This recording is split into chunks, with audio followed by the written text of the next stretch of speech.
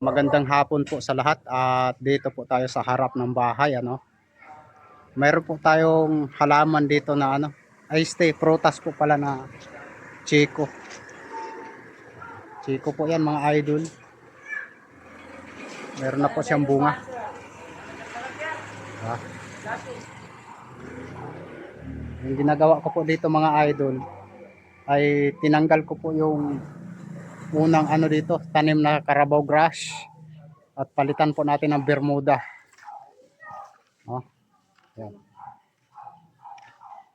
Ito po yung ito po yung ating Carabao grass dati na tinanggal natin, papalitan po natin ng Bermuda yan. Dito po tayo sa harap ng bahay.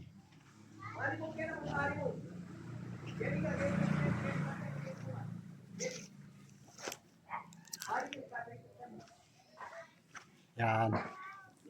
Tapos ito, may cactus tayo dito. Nilinis ko na rin po yung puno nito mga idol. Yan po siya.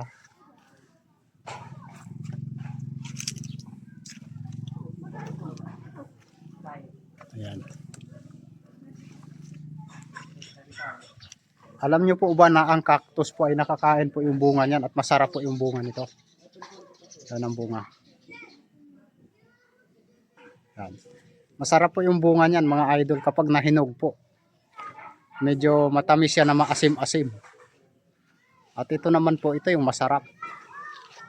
Yung chiko natin. Shoutout po sa lahat mga idol. Magandang hapon po. Dahil wala po ang pasok, ito nga po yung ginagawa ko. Ito po kasi, ito yung mga Carabao grass dati na tanim dito. Hindi ko na po gusto. Kaya papalitan po natin siya ng Bermuda talaga. Mas maganda naman talaga sa bahay yung Bermuda, gawa ng malambot sa paa po yun. At saka pinigilan niya po yung lupa natin. Lalo na yung lupa natin may buhangin. At doon sa labas mayroong mga chicks doon.